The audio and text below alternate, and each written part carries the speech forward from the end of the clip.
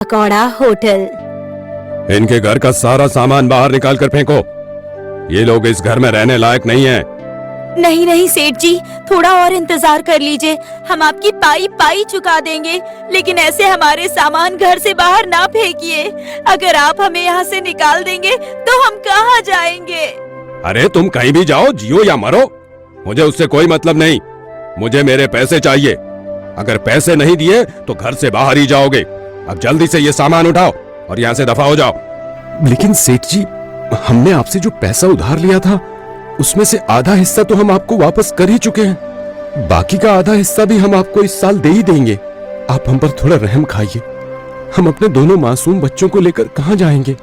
अरे मेरी बला से तो जहन्नुम में जाओ, लेकिन जब तक मेरे पैसे वापस नहीं दोगे तब तक इस घर में कदम भी नहीं रख पाओगे, समझे?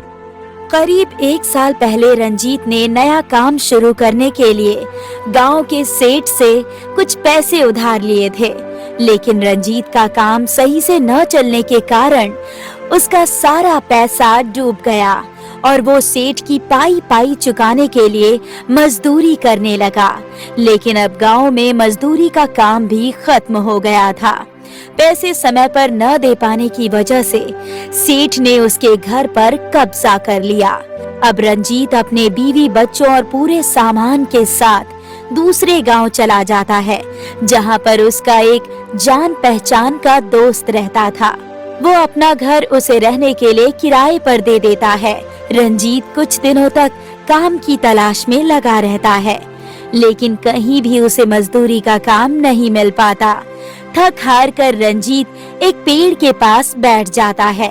उस पेड़ के पीछे एक बूढ़ी औरत ने पकौड़े की दुकान लगाई हुई थी। वो बूढ़ी औरत रंजीत को देखकर कहती है, क्या बात है बेटा, बड़े थके हुए लग रहे हो। शक्ल से लगता है कि इस गांव में नए नए हो। जी अम्मा, इस गांव में नया हूँ। 2 दिन से काम की तलाश कर रहा हूँ, लेकिन कहीं कामकाज मिलने को राजी ही नहीं है। अच्छा, अकेले आए हो या परिवार के साथ हो? जी अम्मा, मैं अपने पूरे परिवार के साथ आया हूँ। मेरे परिवार में मेरी एक बेटी और एक छोटा बेटा और मेरी पत्नी कमला है। पास में ही हमने मकान किराए पर लिया है, लेकिन घर तो ले लिया, अब उसका किराया देना और रोज का खाना पीना ये सब करना बहुत मुश्किल हो रहा है। बचे हुए पैसे भी अब खत्म हो गए हैं, इसीलिए कहीं काम ढूंढ रहा हूँ। बेटा परेशान मत हो, काम ढूंढते ढूंढते तुम्हें भूख लग गई होगी ना। ये लो, ये पकौड़े खा लो। ज्यादा अच्छे नहीं हैं, लेकिन इससे तुम्हारी भूख जरूर मिट जाएगी। लेकिन अम्मा, मेरे पास देने के लिए पैसे नहीं हैं। अरे तो पैसे किसने मांगे हैं? एक तरफ तू अम्मा भी कहता है और दूसरी तरफ पैसे देने की भी बात कहता है। भला माँ को कोई पैसे देता है क्या? मैं तो बेकार में ही डर रहा था कि इस नए गांव में लोगों से बातचीत कर पाऊंगा या नहीं, लेकिन आपने तो मेरी सारी परेशानी दूर कर दी। वैसे ये पकौड़े किस चीज के हैं? देखने में तो बड़े अच्छे लग रहे हैं। बेटा, ये ऐसे वैसे पकौड़े नहीं हैं, बांस के पकौड़े हैं। क्या सच में बांस के पकौड़े? लेकिन बांस के पकौड़े कैसे खाए जा सकते हैं? मैंने आज तक नहीं सुना कि बांस के भी पकौड़े होते हैं। बेटा एक बार खाकर तो देखो, स्वाद आ जाएगा। उस बूढ़ी औरत की बात सुनकर रंजीत बांस के पकौड़े उठाकर खाने लगता है और पकौड़े खाकर उसे बहुत ही मजा आता है और वो खुशी से कहता है, अरे अम्मा, ये पकौड़े तो सच में बहुत स्वादिष्ट हैं। क्या आप मुझे बता सकती हैं आपने ये पकौड़े कैसे बनाए हैं? घर जाकर मैं अपनी पत्नी से कहूंगा बिल्कुल ऐसे ही बांस के पकौड़े बनाने के लिए।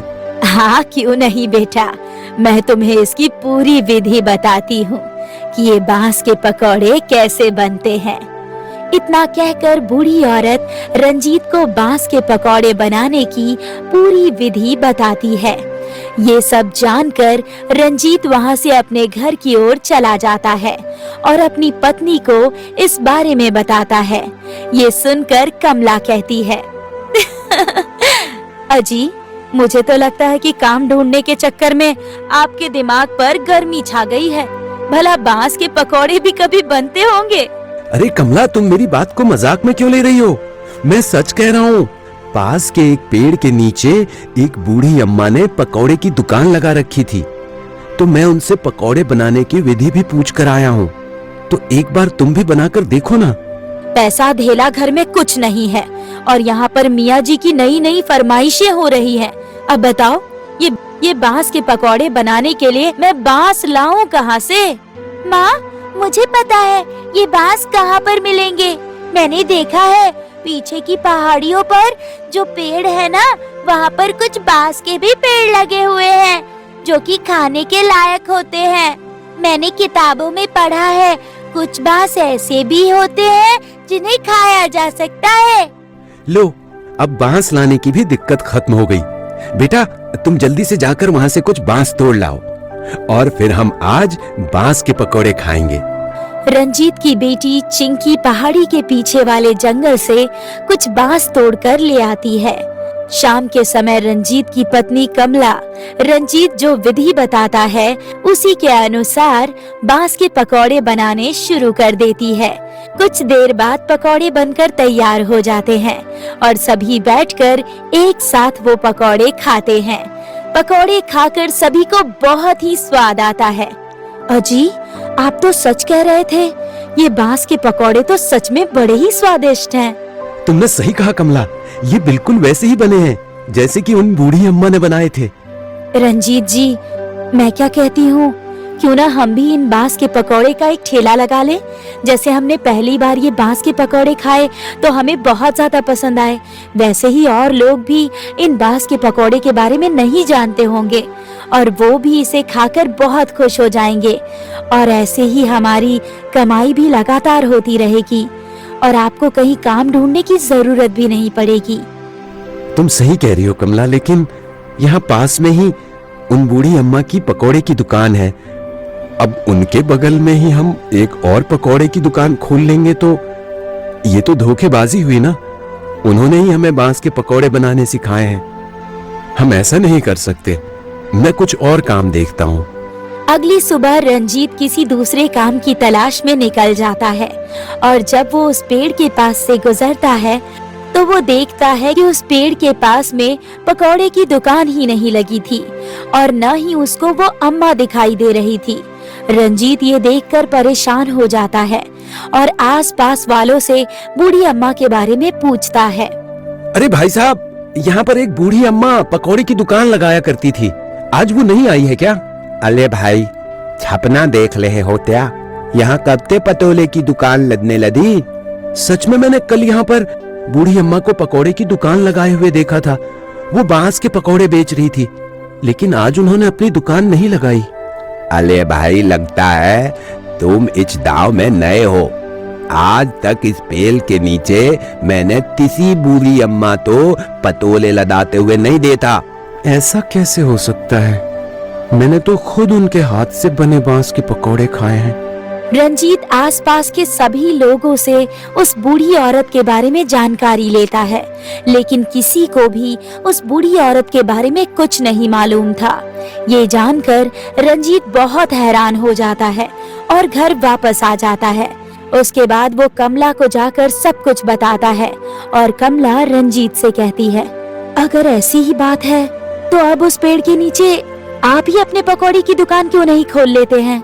आपको तो पता ही है ना कि हम कितने मजबूर हैं। हमें कैसे भी करके अपना घर छुड़ाना है और इस घर का भी तो किराया देना है ना, और ऊपर से जो रोज का खर्च है वो अलग। हाँ कमला, तुम सही कह रही हो। लगता है भगवान खुद हमारी मदद करने एक बूढ़ी अम्मा के रूप में आए थे, इसलिए उन्होंने हमें बांस के पकौड़े बनाने का रास्ता बताया है। चलो आज से ही काम पर लग जाते हैं। ठीक है पापा, तो मैं और सोनू जाकर पीछे पहाड़ियों से थोड़ी और बांस ले आते हैं।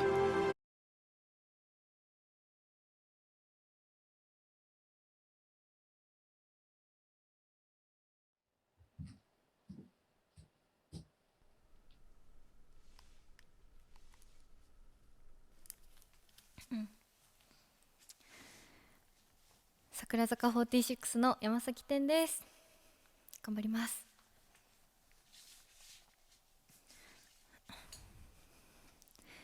よろしくお願いします。रंजीत की बेटी चिंकी पहाड़ियों से कुछ और बांस भी तोड़ लाती है, जिसके बाद कमला कुछ हरी सब्जी और कुछ बांस की पकौड़ी बना देती है और उन सब को लेकर रंजीत उसी पेड़ के नीचे दुकान लगा लेता है और धीरे धीरे उसकी दुकान पर भीड़ लगने लगती है। लोगों को उसके पकौड़े इतने पसंद आते हैं कि दूर शहर तक उसके बांस के पकौड़ों के चर्चे होने लगते हैं और लोग बड़े बड़े शहर से उसके पकौड़े खाने आने लगते हैं। देखते ही देखते रंजीत के पास काफी पैसे आने लगते हैं। उसके बाद रंजीत सारा कर्जा भी चुका देता है। भगवान की कृपा से अब हमारा काम अच्छा चलने लगा है और अब हमने सारा कर्ज भी चुका दिया है और हमारे पास कुछ पैसे भी इकट्ठा हो गए हैं।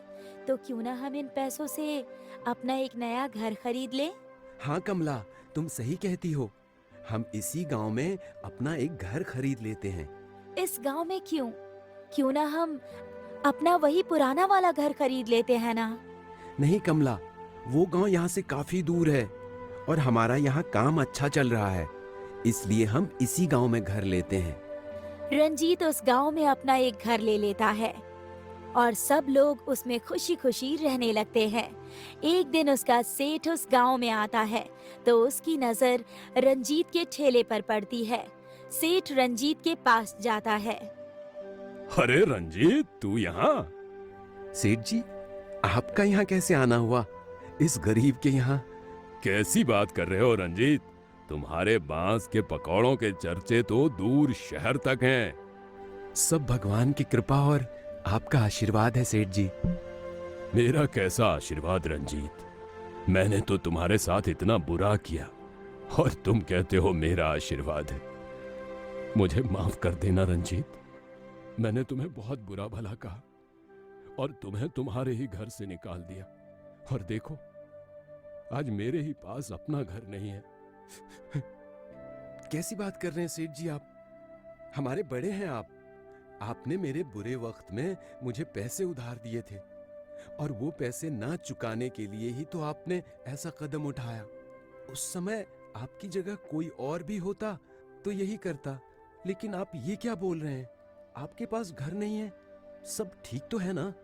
कहाँ कुछ ठीक नहीं है रंजीत। अभी पिछले महीने बारिश तेज होने की वजह से गांव में बाढ़ आ गई, जिसकी वजह से हमारा पूरा गांव डूब गया। अब हमारे पास न रहने को घर है और न खाने को कुछ खाना। ये सब बात सुनकर रंजीत सेठ जी को अपने घर ले जाता है और सेठ जी को रहने के लिए अपना ऊपर का कमरा दे देता है। सेठ जी, आज से आप यहीं रहेंगे और किसी भी चीज की जरूरत हो तो कमला को बता दीजिएगा। हाँ सेठ जी, किसी चीज की जरूरत पड़े तो मुझे बता दीजिएगा। कमला, क्या तुमने मुझे माफ कर दिया? मैंने तुम लोगों को अपने ही घर से निकाल दिया और तुम लोगों ने मुझे रहने के लिए अपना कमरा दे दिया। तुम लोग सच में बहुत दयालु हो। सेठ जी, शर्मिंदा मत होइए। वो कहते हैं ना, भगवान जो करता है अच्छे के लिए करता है। अब आप खुद ही देख लीजिए, अगर आप हमें उस दिन नहीं निकालते तो आज हम इतनी अच्छी हालात में नहीं होते। आप फिक्र मत कीजिए, भगवान आपके लिए भी अच्छा ही करेंगे। और उसके बाद सब लोग खुशी खुशी खाना खाते हैं।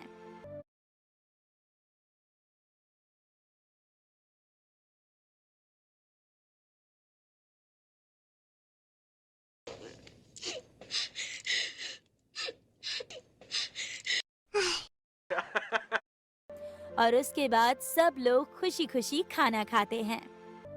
वसंतपुर गांव में अमीर जमींदार जय सिंह रहता था। उनके 2 बेटे थे, अमन और राहुल। अजय सिंह अमन को बहुत प्यार करते थे और हर बड़ी से बड़ी चीज अमन के एक इशारे पर आ जाती थी। फिर चाहे वो 1000 रुपए की चीज हो या फिर 10,000 रुपए की, अमन को मिल ही जाती थी। और उसी का उल्टा राहुल के साथ होता था। पिताजी, अब मुझे भी अमन भैया की तरह खिलौने चाहिए। क्या? अभी मेरे पास पैसे नहीं है। जब अमन का मन खिलौनों से भर जाएगा या टूट जाएगा तो तू ले लेना। हर चीज की तरह राहुल को कपड़े भी पुराने मिलते थे। वो कहते हैं ना, खानदान का बड़ा बेटा ही खानदान का नाम रोशन करता है।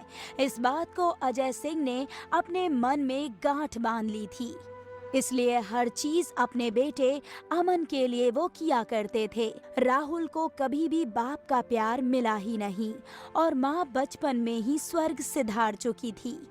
अगली सुबह अजय सिंह के घर के बाहर गाड़ी लगी थी और अजय सिंह अमन को गले लगा रहे थे। ये देखते ही राहुल भागते हुए पिताजी के पास आ गया। पिताजी, ये क्या हो रहा है? भैया कहाँ जा रहे हैं? तेरा भैया शहर जा रहा है पढ़ाई करने। अब सीधा ग्रेजुएट होकर गांव लौटेगा। क्या सच में? फिर मैं कब जाऊंगा शहर पढ़ाई करने? तू यहीं रहेगा। मुझे भी पढ़ाई करनी है। खेत में काम कर करके हाथों में छाले आ गए हैं। मैं एक ही बेटे को पढ़ा सकता हूँ और वो अमन है। तुझे यहीं खेतों में काम करना होगा। जा, जानवरों को पानी पिला। अजय सिंह राहुल को नौकर की तरह मानता था। राहुल चुपचाप सारा काम किया करता था। अजय जी, कैसे हो? बढ़िया। सुना है अमन को शहर भेजो पढ़ाई करने। अब छोटे राहुल कहाँ भेजोगे? विदेश? ये राहुल, ये तो गांव में भी रहने के लायक नहीं है। इस पागल राहुल के लिए यही काफी है। पिताजी, अनाज की बोरी कहाँ रखूं? मेरे सर पे रख दे। दिन बीतते गए। अजय सिंह राहुल से हर छोटे से छोटा काम करवाया करता था। कड़ी धूप में खेत जुतवाना, रात भर अनाज की बोरियां उठवाना। कुछ सालों बाद आज अमन अपना ग्रेजुएशन पूरा करके गांव आ रहा था। अजय सिंह और राहुल सब बहुत खुश थे। क्यों अजय, आज तो तेरा बेटा शहर से वापस आ रहा है। तुझे अपना वादा याद है ना? हाँ हाँ याद है।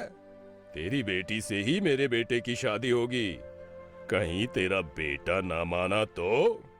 मेरा बड़ा बेटा है, ऐसा हो ही नहीं सकता है। अमन गांव आया, पर अपनी पत्नी मोना के साथ। शहर में ही अमन ने बिना बताए शादी कर ली थी। ये देखकर अजय सिंह गुस्से से लाल हो गए, पर अमन को कुछ भी नहीं कहा। अमन आते ही घर के अंदर चला गया अपनी पत्नी के साथ। ये हैं तेरे बेटे के संस्कार। मेरी बेटी से शादी नहीं किया ठीक है। शहर में रहता है तो शहर वाली ही लड़कियां पसंद आएगी, पर गांव आते ही अपने से बड़े बुजुर्गों के पैर तो छूने चाहिए थे। इतनी दूर से आया है, थका होगा। एक बात सच कहूं अजय, मैं खुश हूँ। मैंने अपनी बेटी की शादी अमन से नहीं की, पर तुझे वादा तो किया था तेरे बेटे से ही मेरी बेटी की शादी होगी। अब मैं अपनी बेटी लक्ष्मी की शादी राहुल से करूंगा। क्या? उस अनपढ़ से? वो तेरी बेटी को अच्छी जिंदगी नहीं दे पाएगा। वो सब मेरी बेटी देख लेगी, पर राहुल लक्ष्मी को खुशियां बहुत देगा। देख रघु, अगर तूने लक्ष्मी की शादी राहुल से की तो तेरी मेरी दोस्ती खत्म। अजय सिंह गुस्से में घर के अंदर जाता है और अमन को सोता हुआ देखता है। अमन, अमन! दिखाई नहीं देता? साहब सो रहे हैं, जाओ एक गिलास पानी लेकर आओ। ये सुनकर राहुल एक गिलास पानी लेकर आता है और अमन के मुंह पर फेंक देता है। तू पागल है क्या? दिखाई नहीं दे रहा कि अमन सो रहा है? हमको सब दिखाई दे रहा है। लगता है तुम्हें कुछ नहीं दिखाई दे रहा है। जिससे तुम पानी मांग रही हो वो पिताजी हैं, तुम्हारे ससुर। मुझे माफ कीजिएगा ससुर जी। क्या हो गया? क्यों चिल्ला रहे हो? आंखें खोलेगा तभी दिखाई देगा। कैसी मेहरारू लाया है? पिताजी से पानी मांग रही है। मांगेगी। तू बोलने वाला कौन है? अनपढ़ साले, इस घर का नौकर है, नौकर की तरह ही रह। हाँ, हम नौकर हैं, क्या कर लेगा? शहर से यही सीख के आया है तो ज्यादा बकबक मत कर। ये बोलने वाला तू कौन होता है? पिताजी, इसे अभी के अभी घर से बाहर निकालिए, वरना मैं घर छोड़कर चला जाऊंगा। राहुल, अभी के अभी घर से बाहर जा। पर पिताजी, हमारी कोनो गलती नहीं है। अजय सिंह कमरे के अंदर जाते हैं और जायदाद के पेपर्स लेकर आते हैं। ये ले, घर जायदाद के पेपर तेरी औकात से ज्यादा है और वापस इस घर में मत आना। अजय सिंह ने राहुल को धक्के मारकर घर से बाहर निकाल दिया। अच्छा किया आप। वैसे भी उसने किया क्या है हमारे लिए? बड़ा बदतमीज है। अच्छा किया ससुर जी। अगली सुबह अजय सिंह अमन को कुछ पैसे बैंक में जमा करवाने के लिए देता है। अमन, ये पैसे बैंक में जमा कर देना। अमन हामी भर के फिर से सो जाता है। पूरा दिन अमन बस सोया ही रहता है। अजय सिंह घर आता है। अमन, तूने पैसे बैंक में जमा नहीं किए? वो पिताजी उठ नहीं पाया। अजय सिंह कुछ नहीं कहता है, पर अमन कुछ भी काम नहीं करता, बस खाता है और पूरा दिन सोता रहता है। ये देखकर कुछ दिन में अजय सिंह तंग आ गया। अमन, ये तेरी कौन सी नौटंकी है? पूरा दिन घर में सोया रहता है। घर आए हुए 6 महीने हो गए हैं। ना मेरे काम में हाथ बटा रहा है, ना तू कोई काम ढूंढता है। पिताजी, मैं आपके काम में हाथ नहीं बटा सकता हूँ। इतने छोटे काम मेरे लिए नहीं है। तो कोई काम भी कहाँ कर रहा है? अपने दोस्त के पास तेरे लिए बात की, वहाँ भी नहीं गया तू। जानवरों को पानी पिलाने के लिए कहा था, वो भी नहीं पिलाया। देख, तेरी वजह से मेरे जानवर मर रहे हैं। तो आप पिला दीजिए ना। पिताजी, आप भी तो पूरा पूरा दिन घूमते रहते हैं गांव में। अपने बाप को उल्टा बोलता है, शर्म नहीं आती? तुझसे लाख गुना अच्छा राहुल था। तेरी वजह से उसे घर से निकाल दिया। हाँ, तो उसी के पास जाओ ना। बचपन से लेके आज तक मैंने तुझे सिर्फ प्यार दिया है। अब मेरी नफरत देख। कल से तू गोदाम जाएगा अनाज की बोरियां रखवाने। मुझसे ये सब नहीं होगा। आप जाओ यहाँ से और मुझे सोने दो। तू क्या, तेरा बाप भी जाएगा। अगर कल गोदाम नहीं गया, कल तुझे भी घर से निकाल दूंगा, और वो भी बिना किसी जायदाद के। बेदखल होने के डर से अमन सुबह सुबह गोदाम चला जाता है और वहाँ अनाज से भरी हुई 40 ट्रक खाली करवाता है। मैं तो बुरी तरह से थक गया हूँ, थोड़ा सो जाता हूँ। अमन थकान के चलते कुर्सी पर ही सो जाता है। गोदाम के बाजू में आग लग रही होती है। हल्की सी चिंगारी की वजह से गोदाम में आग लग जाती है। पूरा गोदाम जलने लगता है, पर अमन को कुछ पता ही नहीं चलता। अमन गहरी नींद में सो रहा होता है। अजय सिंह आते हैं और अमन को उठाते हैं। अमन, ये तूने क्या कर दिया? तू इतना लापरवाह और आलसी निकलेगा मुझे पता नहीं था। मेरी पूरी जिंदगी की कमाई तूने जला के रख दी। हे भगवान! ये बात पूरे गांव में फैल जाती है। सारे गांव वाले अजय सिंह से अनाज लेने आते हैं। अजय सिंह सारे गांव वालों से पहले ही अनाज के पैसे ले चुके होते हैं। अजय जी, हमारा अनाज दो या फिर हमारे पैसे दे दो। मेरे पास कोई पैसे नहीं है। सारे पैसों का अनाज मंगा लिया था। आपके समान ही मेरा भी अनाज जल गया। वो हमें नहीं पता, हमारा अनाज दो। कोई अनाज नहीं है। ये ऐसे नहीं मानेगा, सब लोग मिलके मारो इसे। तभी राहुल कार से बाहर निकलता है और कहता है, जिसके जितने पैसे हैं मुझे बताओ, मैं दूंगा। और अगर मेरे पिताजी को किसी ने एक हाथ लगाया ना, तो मुझसे बुरा कोई नहीं होगा। ये देख अजय सिंह बहुत खुश हो जाते हैं। राहुल एक कामयाब इंसान बन चुका था। उसने गांव वालों के पैसे लौटा दिए। बेटा, मुझे माफ कर दे। मैंने तुम दोनों में बहुत भेदभाव किया। नहीं पिताजी, आप माफी मत मांगिए। आज मैं जो भी हूँ आपकी वजह से हूँ। ये आपकी बहू है लक्ष्मी, रघु जी की बेटी। तेरा पिता सही था कि अच्छा हुआ तेरी शादी अमन से नहीं हुई और राहुल से। अजय सिंह को अपनी गलती का एहसास हो गया था। उन्होंने अमन को घर से निकाल दिया ताकि वो अपने आलस से लड़ सके और एक कामयाब इंसान बन सके। और अजय सिंह जी अपने बेटे राहुल